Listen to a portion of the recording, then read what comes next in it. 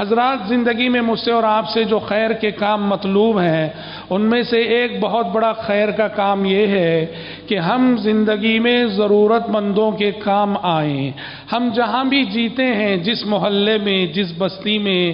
جہاں بھی ہم جیتے ہیں، ہمارے ارد گرد اور ہمارے اطراف بہت سارے ضرورت مند ہوتے ہیں جن کی مادی ضرورتیں بھی ہوتی ہیں، معنوی ضرورتیں بھی ہوتی ہیں۔ کوئی بھوکا ہے جسے بھوک مٹانے والے لقمے کی ضرورت ہے، کوئی پیاسا ہے جسے پیاس بجھانے والے گھونٹ کی ضرورت ہے، کوئی برہنہ ہے جسے تن ڈھانکنے والے کپڑے کی ضرورت ہے، کوئی بیمار ہے جسے علاج اور دوائی کی ضرورت ہے، کوئی پریشان حال ہے جسے تسلی کے دو بول کوئی بولے اس کی ضرورت ہے، کسی کو کسی اچھے مشورے کی ضرورت ہے، کسی کو کسی اچھی رہنمائی کی ضرورت ہے۔ الغرض لوگوں کی ضرورتیں متنوع ہوتی ہیں، انگنت ہوتی ہیں، لاتعداد ہوتی ہیں۔ شریعت نے اپنے ماننے والوں کو، قرآن اور حدیث نے مسلمانوں کو اس بات کی تلقین کی ہے کہ زندگی میں خود غرض بن کے مت جیو۔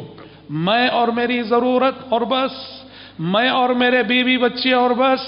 ایسا خود غرض انسان یہ ایک مثالی مومن ہو نہیں سکتا ہے۔ ہم اس امت کے افراد ہیں جس امت کی صفت ہی یہ بتائی گئی اخرجت للناس، لوگوں کی رشد و ہدایت، لوگوں کی بھلائی کے لیے برپا کی گئی امت ہے۔ جب ہم اخرجت للناس والی امت کے فرد ہیں تو اپنی اور اپنے بیوی بچوں کی فکر کے ساتھ ساتھ معاشرے کے جو ضرورت مند ہیں ان کی ضرورتوں کی فکر کو لیے جینا بھی یہ باقاعدہ مومنانہ کردار ہے، بلکہ اخلاق نبوت میں سے ہے۔